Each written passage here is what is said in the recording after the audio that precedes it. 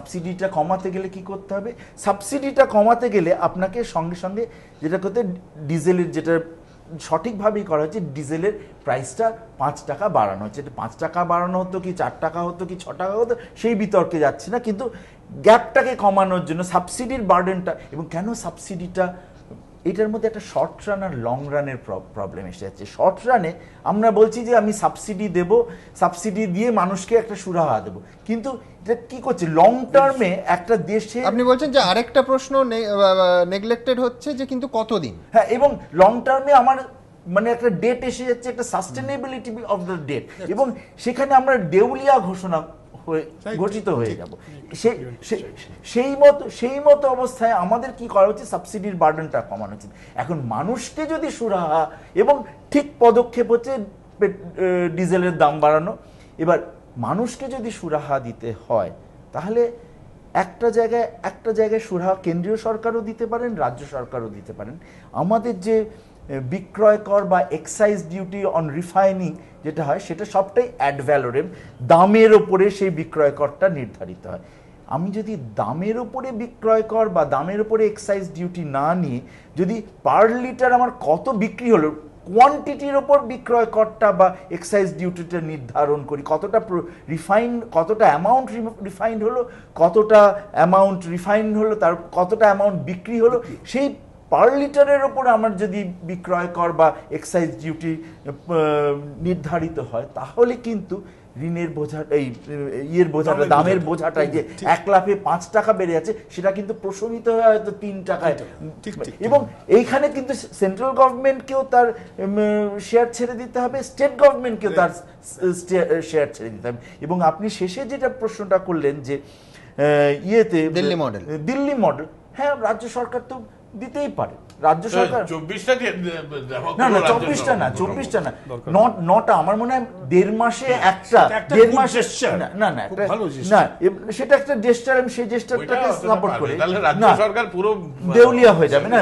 9টা gas বছরে, মাসে 1.5 মাসে একটা গ্যাসের সিলিন্ডার যদি হয়, সেই মডেলটা যদি ধরেন, সেই 3টে সিলিন্ডারের ভর্তুকি হয়তো রাজ্য সরকার দিলেও দিতে পারবেন আমার মনে হয়। এবং সেটা দিলে রাজ্য সরকারের এক্সচেকারে তেমন কিছু ক্ষতি হবে না, কারণ এই সাবসিডিটা দেওয়াটা প্রয়োজন, গরিব মানুষের ক্ষেত্রে প্রয়োজন। আর দ্বিতীয় আরেকটা পন্থা অবলম্বন করতে পারেন, এই যে বিপিএল কার্ডের থ্রু দিয়ে যারা সত্যি নিডি তাদের কাছে গ্যাস যদি বিতরণ করা যায়, সেই বিপিএল কার্ড, এই তো দিল্লি মডেল, তার কারণ এই তিনটে দেয়া হবে বিপিএল কার্ডের ভিত্তিতে। আমি একটু সংযোজন করতে চাই এখানে একটা কথা বলার, যে আমি এটাও একটু সার্ভে করে দেখেছি যে যারা বিপিএল কার্ড হোল্ডার, এরকম যারা দারিদ্র্য সীমার নিচে যারা রয়েছে, তারা কিন্তু অধিকাংশই 80% আই শুড সে 80% কিন্তু কেরোসিন তেল ব্যবহার করে। হ্যাঁ, এইটা সরকারের কিন্তু, এটা আমি আবেদন জানাবো কেন্দ্রের কাছেও এবং রাজ্যের কাছেও, যদি সত্যিকারে মানুষের ভালো করতে চান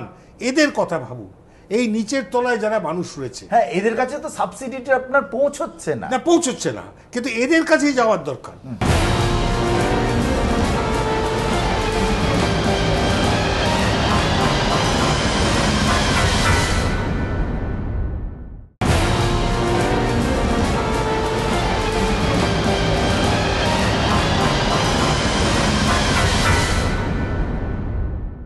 আজও পর্যন্ত বিপিএল কার্ড এই পশ্চিমবঙ্গে প্রপারলি ডিস্ট্রিবিউশন আজও পর্যন্ত হয়নি, সিপিএম আমলে হয়নি, এখনো হচ্ছে না। এইটা হওয়ার দরকার, এইটা আইডেন্টিফাইড হওয়ার দরকার, এবং তাদের জন্য এই দরিদ্র শ্রেণী তারা যে কি কষ্টে আছে, এবং এদের জন্য যেখানে সাবসিডিটা দেওয়া যাবে, primary health, primary education, infrastructure, small irrigation. এটা আমরা যে বলছি যে মূল্য বৃদ্ধি হয়েছে, তাহলে ওনার কথা থেকে যা বুঝলাম যে সাবসিডিটাকে কমানো হয়েছে, তার ফলে মূল্য বৃদ্ধিটা হয়েছে। এবং সাবসিডি কমানো ছাড়া অন্য কোনো রাস্তা নেই, এবং সাবসিডিটা যেখানে যাওয়া দরকার সেখানে টার্গেটেড সাবসিডি। আমি এই প্রসঙ্গে সৈকত বাবুর কাছে আরেকবার যাব, সেটা হচ্ছে আপনি অর্থনীতিবিদ, কিন্তু এটা রাজনীতির প্রশ্ন। এই রকম একটা সাহসী সংস্কার, প্রচুর বিরোধীদের একটা বড় অংশ এককাট্টা, অন্তত ইউপিএ 2-র বিরুদ্ধে এককাট্টা হওয়ার একটা সুযোগ পেল। এই মুহূর্তে যে খুব সুখের সময়ের মধ্যে দিয়ে কংগ্রেস পরিচালিত এই সরকার যাচ্ছিল তা নয়, একাধিক দুর্নীতির অভিযোগ, এবং এতজন শরিক ভেতর থেকে তারা অপোজ করছে, বাইরে থেকে সাপা বাসপা অপোজ করছে, ভেতর থেকে তৃণমূল কংগ্রেস অপোজ করছে। এখানে তাহলে কংগ্রেসের মানে রাজনৈতিক লাভটা কি? রাজনৈতিক লাভটা এই যে 2014-র আগে বাজারটা চাঙ্গা হলো, অর্থনীতি চাঙ্গা, প্রচুর কর্মসংস্থান হলো, তো এই সংস্কারের দ্বিতীয় ইনিংসের একটা পজিটিভ ছবি নিয়ে আমি 2014-এর ইলেকশনে গেলাম। আমার মনে হয় যদি সেটাও হয় তাহলে কি ঝুঁকিটার এবং যে পরিকল্পিত লাভটা সেটা সমানুপাতিক, 1 নম্বর। আর 2, আরেকটা আপনার কাছে জানতে চাইবো, সেটা হচ্ছে যে এই কংগ্রেসের যে এতটা ঝুঁকি, তার একটা কারণ কি যে অর্থনৈতিকভাবে দেয়ালে পিঠ থেকে গেছে, এছাড়া আর কিছু করার নেই? আমি সেইখানেই আসছি। দেখুন, অর্থনীতি এখন কি একটা বিশ্ববাজারে মন্দা চলছে। 2008 সাল থেকে যে বিশ্ববাজারে মন্দা শুরু হয়েছে সেটা কিন্তু এখনো প্রশমিত হয়নি, এবং এর একটা ইম্প্যাক্ট ভারতবর্ষের উপর পড়েছে। ভারতবর্ষের যে বৃদ্ধির হার সেটা 6%, মানে এটা একেবারে গত 10 বছরে 6%-এ আমরা কখনো এসে আমাদের বৃদ্ধির হার, growth rate, GDP growth rate এসে পৌঁছয়নি।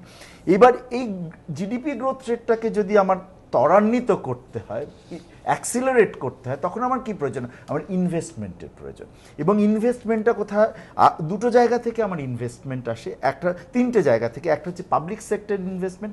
পাবলিক সেক্টর ইনভেস্টমেন্ট এখন খুব লিমিটেড জায়গা। এখন তো সরকার না, পাবলিক সেক্টর তো এখন আপনার ইনফ্রাস্ট্রাকচার, হেলথ, এডুকেশন ছাড়া কোথাও ইনভেস্ট করে না।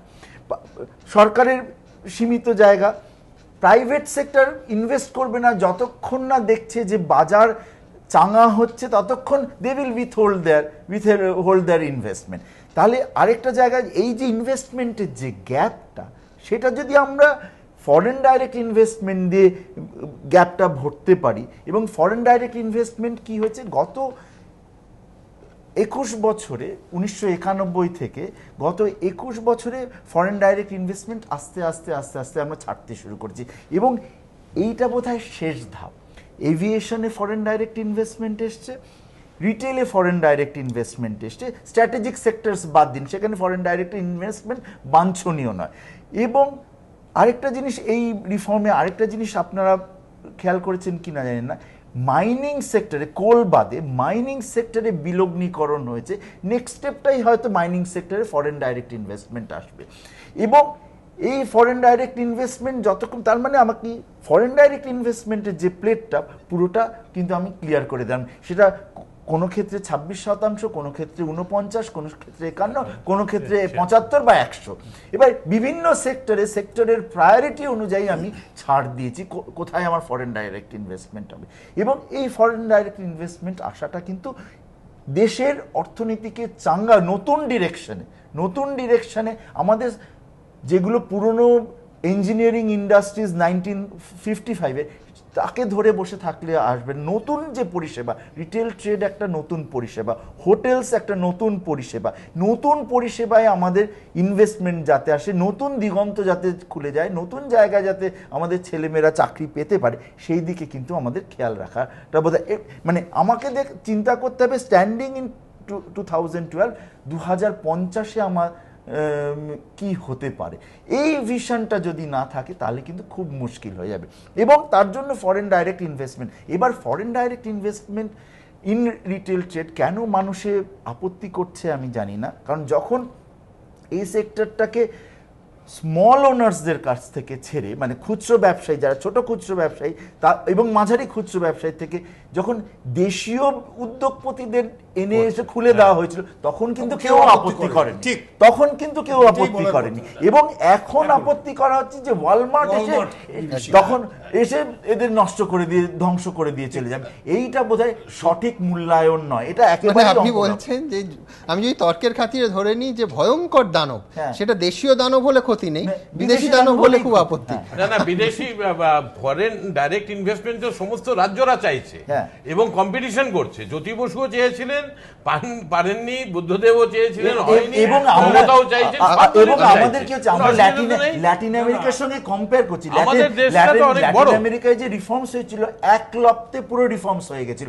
আমাদের রিফর্মসটা কিন্তু গত 1980 সালে ইন্দিরা গান্ধী প্রথম ডিলাইসেন্সিং করেছেন, সেইখান থেকে প্রাইভেটাইজেশন, তারপরে গ্লোবালাইজেশন, এবং ধাপে ধাপে এই 30-31 বছর ধরে আপনার লিবারালাইজেশন হয়েছে। এটা কিন্তু এক লপ্তে লিবারালাইজেশন হয়নি। এবার আমরা এক স্টেপ এগিয়েছি, একটু থেমে দেখেছি যে আমাদের ইম্প্যাক্টটা কি হয়, তারপরে নেক্সট, এবং পুরো প্রসেসটা কিন্তু সিকোয়েন্সিয়াল। এই সিকোয়েন্সকে কিন্তু আটকালে এবং কিন্তু গত চলবে না। 3 বছরে এটা খুব ব্যাহত হয়েছে। আমি সমিতার কাছে একটা শেষ কথা বলে দিই, সেটা হচ্ছে যারা চিৎকার করছেন একটা কথা তাদের মনে রাখা উচিত, এদের মধ্যে যে কেউ যদি কেন্দ্রের সরকারে থাকতেন তাদেরকেও এই ধরনের আমি সেটাই সৈকত বাবুকে প্রশ্ন করলাম যে তাহলে কি অর্থনীতির যুক্তি এতটাই স্ট্রং যে এই সরকারটা কংগ্রেস পরিচালিত না হয়ে যদি বিজেপি পরিচালিত হতো তাকেও এটা করতে হতো? আজকের দিনে রাজনীতি সেটা যে অর্থনীতির দ্বারা নিয়ন্ত্রিত হয় এ বিষয়ে সন্দেহের কোনো এবং গ্লোবালাইজেশনের যুগে আমি যদি বলি আমার অল্টারনেট মডেল, আমি দূরে থাকবো গ্লোবালাইজেশন থেকে, এইটা বোধহয় ঠিক যুক্তি না। আমার সেফটি নেট ক্রিয়েট করতে হবে, অপশন নেই। আপনার রিটেল ট্রেডে আপনি আনতে দিতে পারেন, যদি তার আনফেয়ার ট্রেড প্র্যাকটিসেস থাকে, তার জন্য রেগুলেটরি অথরিটি তৈরি করতে, রেগুলেটরি অথরিটি তৈরি করতে, যেমন ট্রাই আছে, ট্রাই রেগুলেটরি অথরিটি, ইন্স্যুরেন্সের রেগুলেটরি আছে, সমস্ত সার্ভিসেসের ক্ষেত্রে রেগুলেটরি আছে। রিটেল ট্রেডে আপনি আনফেয়ার ট্রেড প্র্যাকটিসেস, যাতে অল দ্যাট কনজিউমার্স ফোরাম আছে।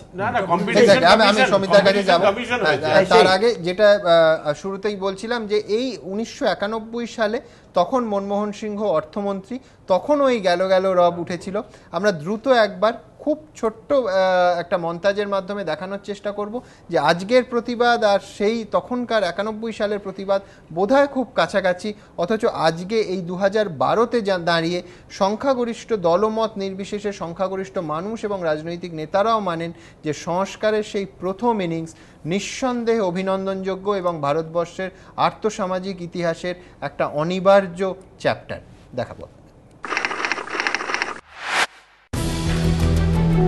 রাজনীতি থেকে সন্ন্যাস নিতে চলা এক দক্ষিণী ব্রাহ্মণ অনেকটা কপাল ফেরেই হয়ে গেলেন ভারতের প্রধানমন্ত্রী, আর অর্থমন্ত্রকের দায়িত্ব তিনি তুলে দিলেন এক মৃদুভাষী পাঞ্জাবির হাতে, যার সঙ্গে রাজনীতির দূর দূরান্তের কোনো সম্পর্ক নেই।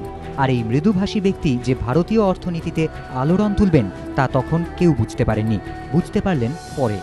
24শে জুলাই 1991 দ্বিতীয়বার বাজেট পেশ করতে উঠলেন মনমোহন সিংহ। ভারতের অর্থনীতি তখন খাদের কিনারায়, তার থেকে দেশকে টেনে তোলার বার্তা বাজেটে দিলেন মনমোহন। বিশ্বের জন্য খুলে দিলেন ভারতের দরজা, উদার অর্থনীতির হাওয়া লাগলো দেশে।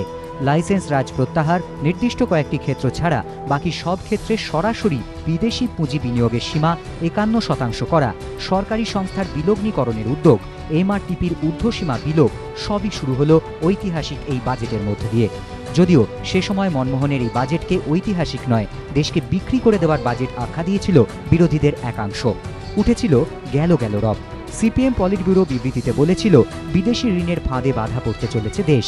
কেউ কেউ বলেছিলেন মনমোহনের এই বাজেট IMF এর নির্দেশে তৈরি। বামেদের মতো প্রবল সমালোচনায় সরব না হলেও বিজেপিও দাবি করেছিল এই বাজেটের ফলে মুদ্রাস্ফীতি বাড়বে। বিজেপি নেতা তথা প্রাক্তন কেন্দ্রীয় মন্ত্রী যশবন্ত সিনহার বক্তব্য ছিল দেশের অর্থনীতি সম্পর্কে আতঙ্ক ছড়াতে চাইছেন মনমোহন সিংহ। জর্জ ফার্নান্ডেজ সহ তৎকালীন জনতা দলের অনেক নেতাও বাজেট নিয়ে উগরে দিয়েছিলেন ক্ষোভ। তারপর কেটে গিয়েছে 20 বছর।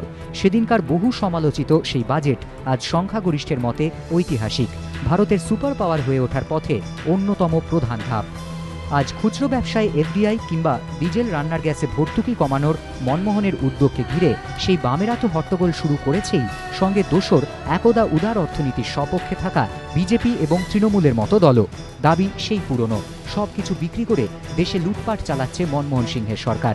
যদিও মৃদুভাষী পাঞ্জাবি দ্বিতীয় ইনিংসেও কিন্তু এখনও আগের মতোই দৃঢ় অনড়। তাই 91-এ সেই সংস্কারের পরবর্তী ফল এবারও দেখা যায় কিনা সেদিকেই নজর রাজনৈতিক মহলের। এবিপি আনন্দ।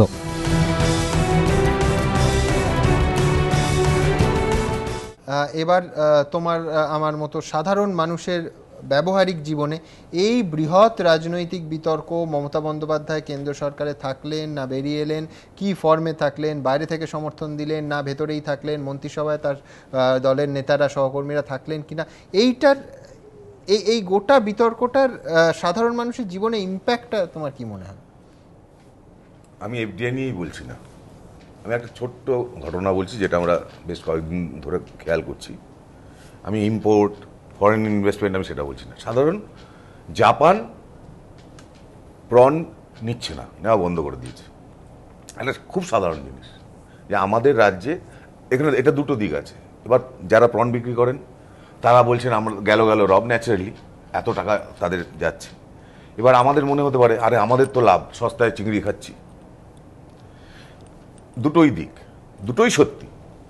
তাহলে এবার আমাদেরকেই ডিসিশন নিতে হবে যে আমরা নিজেরা চিংড়ি খাবো জাপানে না পাঠিয়ে, মানে আমরা এক্সপোর্ট বন্ধ করে দেবো, মানে বৈদেশিক মুদ্রা আমাদের দেশে আসুক না আসুক চুলায় যাক, আমরা যে সস্তায় ভাই চিংড়ি মাছ পাচ্ছি। সুতরাং আমাদের এই ধরনের ডিসিশন নিয়ে আলোচনা করতে গেলে সবসময় তার দুটো তিনটে দিক দেখা দরকার। এফডিআই বাদ যদি আমরা দিই, আমরা কি আটকাতে পেরেছি মারুতি কোম্পানি, সুজুকি কোম্পানিকে? আমরা কি হোন্ডাইকে আটকাতে পেরেছি? না, আটকাতে চাইবই না না, আমি পরের কথা বলছি। আমরা চাইবো কি চাইবো না, আমরা কি আটকাতে পেরেছি? আমরা কি এলজিকে আটকাতে পেরেছি? আমরা কি স্যামসাংকে আটকাতে পেরেছি? অর্থাৎ এবং এই কোম্পানিগুলো, আমার যেটুকু পৃথিবী ঘোরা, সব দেশে গিয়ে এই কোম্পানিগুলোকে দেখেছি, প্রতিটা দেশে, ইভেন একটা মানে রাশিয়ার মতো জায়গাতেও আমি এরকম দেখে এসেছি। সুতরাং আজকের দিনে কিন্তু শুধু আমার চাওয়ার উপরে আমার এক্সিস্টেন্স নির্ভর করছে না। দ্বিতীয় কথা, যে চাষিদের জন্য বলা হচ্ছে গেল রব, সব চলে যাবে, সত্যি সত্যি আমরা কি চাষিদের খুব সুন্দর জায়গায় ভারতবর্ষে রাখতে পেরেছি? তারা কি সবাই খুব পেট ভরে খাচ্ছেন? তাদের কি কোনো দারিদ্রতা নেই যে ওনারা যদি ফরেন ইনভেস্টমেন্ট হয় তারা তাদের জমি চলে যাবে? আমি উল্টোটাও যদি আমি এবার বলি, ইউপিতে যেটা এখন দেখা যাচ্ছে, যেটা আমি বোধহয় 7-8 মাস কি 1 বছর আগের কথা বলছি, সেখানকার চাষিরা যখন বলছেন যে আগে আমরা মান্ডি হাউস নিতে নিতেই জিনিসগুলো পচে যেত, 1 নম্বর। অর্থাৎ সেই ইনফ্রাস্ট্রাকচারটাই আমাদের নেই যে আমার একটা একেবারে একটা মানে প্রত্যন্ত গ্রাম থেকে জিনিসটাকে বাজারে আনার সেই ইনফ্রাস্ট্রাকচারটাই আমাদের নেই। কারণ ইন বিটুইন সেখানে কোল্ড স্টোরেজ নেই। আমাদের গোটা ভারতবর্ষের যতগুলো রাজ্য আছে বা কেন্দ্রীয় সরকার কি সম্ভব করতে পেরেছেন যে প্রতিটি জেলায় জেলায় সেই ধরনের কোল্ড স্টোরেজ নেই? অর্থাৎ আমাদেরকে এটা মানতে হবে যে আমরা কোথায় দাঁড়িয়ে আছি।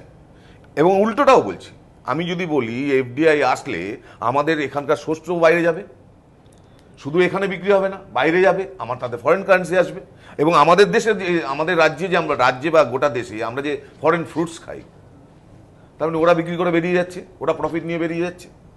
এইগুলো ভাবার দরকার আছে। এখানে আমার মনে হয় রাজনীতি নিশ্চয়ই থাকবে। প্রথম যেটা দরকার, সত্যি সত্যি যদি গরিব মানুষের জন্য ভাবতে হয়, আগে গরিব মানুষদের অবস্থানটা জানতে হবে যে আমরা কিন্তু ভারতবর্ষে আজকে স্বাধীনতা এত বছর পরেও আমরা সেই জায়গাটা আমরা দিতে পারিনি যে তারা সুস্থ মতো অ্যাটলিস্ট খেয়ে পড়ে আছেন, শিক্ষা ব্যবস্থা আছে, স্বাস্থ্যের একটা সুব্যবস্থা আছে, কোনোটাই নেই। সেইখানে দাঁড়িয়ে যদি কোনো সরকার, সে যে সরকারই করুন, আজকে ইউপিএ করুক বা পরবর্তীকালে যদি কেউ করতো বা আগে যদি কেউ করতো, আমার মনে হয় সেইখানে আমাদের ভাবা দরকার যে সত্যিকারের মানেটা কি।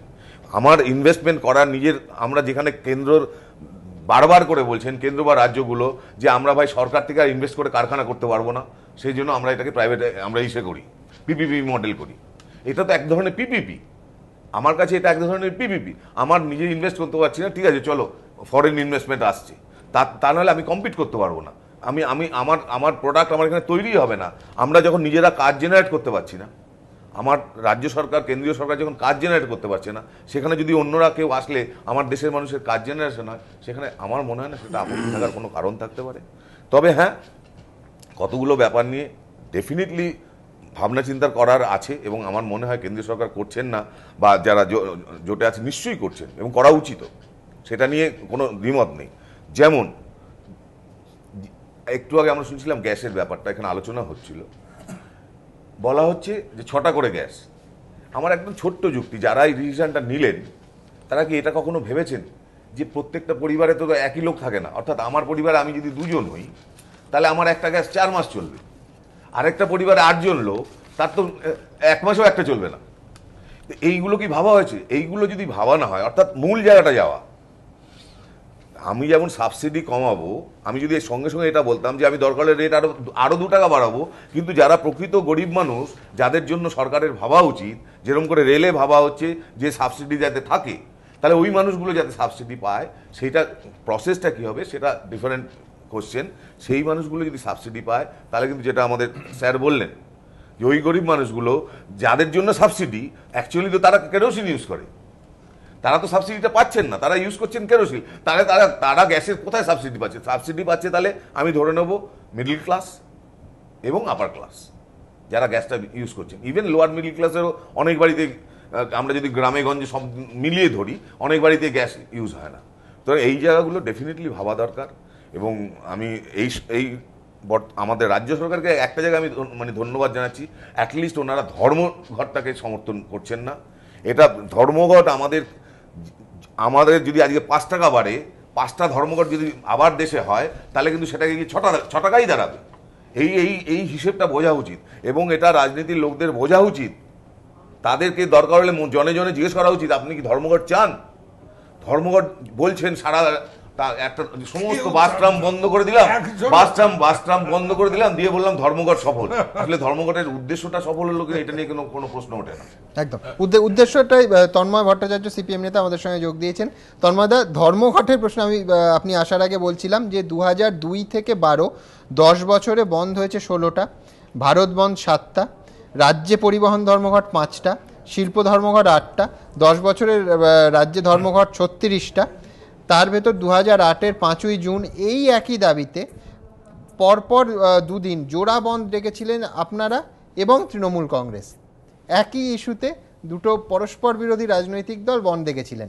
6ই জুন থেকে 2008-এর 6ই জুন বন্ধের পরদিন থেকে কি আন্তর্জাতিক বাজারে তার কোনো প্রভাব পড়েছিল, বা কেন্দ্র সরকারের ওপর এতটা প্রভাব পড়েছিল যে তারা পেট্রোপণ্যের দামটা কমিয়ে দিয়েছিলেন? তাহলে আরেকটা 20 তারিখের বন্ধ উপহার দিলেন কেন?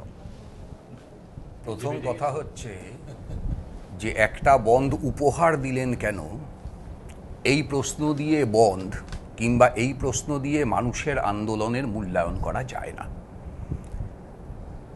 যে বিষয় নিয়ে আজকের আলোচনা, আমি দুঃখিত আমি অনেক দেরিতে এসেছি, সেই বিষয় নিয়ে নিশ্চিতভাবেই কিছু কথা ইতিমধ্যে হয়ে গেছে, প্রায় 1 ঘন্টা সময় অতিক্রান্ত। সে আমরা ছোটবেলায় ছড়া শুনতাম না, মাছ কাটলে মুড়ো দেবে, কালো গাইয়ের দুধ দেবে, দুধ খাওয়ার বাটি দেবে, শুধু কৃষির কপালে মনস্যান্টো টি দিয়ে যা। 1990 সালে কথাটা ছিল এইটাও হিসেবে রাখতে হবে যে আমাদের দেশ যখন স্বাধীন হয়েছিল তখন আমাদের দেশ খাদ্যে পরনির্ভর ছিল। সেই আমাদের দেশ খাদ্যে স্বনির্ভর হয়েছিল বামপন্থীদের হাত ধরে না, কংগ্রেসের হাত ধরেই। সবুজ বিপ্লব হয়েছিল আমাদের দেশে, এবং আমাদের দেশে জাতীয় বীজ নিগম প্রতিষ্ঠিত হয়েছিল। আমাদের দেশে নিজস্ব বীজ উৎপাদনের ব্যবস্থাকে স্বয়ংসম্পূর্ণ করার কথা ঘোষণা করা হয়েছিল, এবং শ্রীমতী ইন্দিরা গান্ধী পার্লামেন্টে বক্তৃতা করে বলেছিলেন যে খাদ্যে স্বনির্ভর হতে হবে আমাদের। আমরা খাদ্যে স্বনির্ভর হয়েছিলাম। বামপন্থীদের কাছে আপত্তিটা নীতিগত। আমরা বলছি আমাদের খাদ্যের যে স্বনির্ভরতা, সেই স্বনির্ভরতা আজকে বিপন্ন হচ্ছে। আপনি একটা সাধারণ হিসেব যদি দেখেন, মনস্যান্টো আমাদের দেশে ঢুকলো, কোন স্লোগান দিয়ে ঢুকলো আমি বললাম। এইবারে দেখুন, পার্লামেন্টে দেশের সরকার স্বীকার করছে যে গত 5 বছরে আমাদের দেশে 2.5 লক্ষ কৃষক আত্মহত্যা করেছে। এই যে 2.5 লক্ষ কৃষক আত্মহত্যা করেছে, যে অঞ্চলগুলোতে মূলত মহারাষ্ট্রের বিদর্ভ থেকে শুরু করে বাকি যা আছে, এই এলাকাগুলোয় যদি দেখেন, এবার আপনি যদি সমীক্ষাকে আরও একটু মাইক্রো লেভেলে নামান, তাহলে দেখবেন সবচাইতে বেশি মনস্যান্টোর বীজ ব্যবহৃত হতো যেই এলাকায়, সেই এলাকায় হচ্ছে সবচাইতে আত্মহত্যা বেশি। আজকে স্লোগানটা নতুন করে কি আসছে? সেই ছোটবেলায় কবিতা পড়েছিলাম না, আমিও পড়েছিলাম, তুমিও পড়েছিলে সুমন, কুমোরপাড়ার গরুর গাড়ি বোঝাই করা কলসিহারি, উচ্ছে বেগুন পটল মূলো বেতের বোনা ধামাকুলো, সব এক জায়গায় বিক্রি হবে। এই তো ব্যাপারটা। সব এক জায়গায় বিক্রি কি হয় না নাকি আমাদের দেশে? কি নতুন কিছু নাকি? সব এক জায়গায় বিক্রি হয়। আমাদের দেশে সবচাইতে বড় সব এক জায়গায় বিক্রির যে দোকানটা, সেই দোকানটা বেঙ্গালুরু শহরে, সেটা রিলায়েন্সের। চলে যান সেই দোকানে। যারা বলছেন ওয়েস্টেজ ঠেকানোর জন্য এইসব করা হচ্ছে, চলে যান না সেই দোকানটায়। গেলে পরে দেখতে পাবেন যে কৃষকরা, তারা হচ্ছে ওদের ওই দেওয়া প্লাস্টিকের বাস্কেট, সেই প্লাস্টিকের বাস্কেটে করে তাদের আঙুর, তাদের আপেল, অন্য সমস্ত জিনিস নিয়ে এসে লাইনে দাঁড়িয়ে আছে। আর ওখানে সুটের বুটের একজন লোক দাঁড়িয়ে আছে, যে হচ্ছে সেই আঙুর টিপে দেখছে, কোনটা তারা নেবে ঠিক করছে, কোনটা নেবে না সেইটাকে সাইডে ফেলে দিচ্ছে। যেটাকে সাইডে ফেলে দিচ্ছে তারা নেবে না, সেটা নিয়ে কৃষককে ব্যাক করতে হচ্ছে। এবার ব্যাক করে সে সেটা বেচবে কোথায়? ব্যাক করে সে সেটা সেখানে বেচতে একটা প্রোডাক্টে যদি গোলমাল থাকে এক্স্যাক্টলি জানতে চাইছি আমি একটা আমি product এ আমি যদি গোলমাল থাকে, it's a product। অমল- তাহলে পচা জিনিস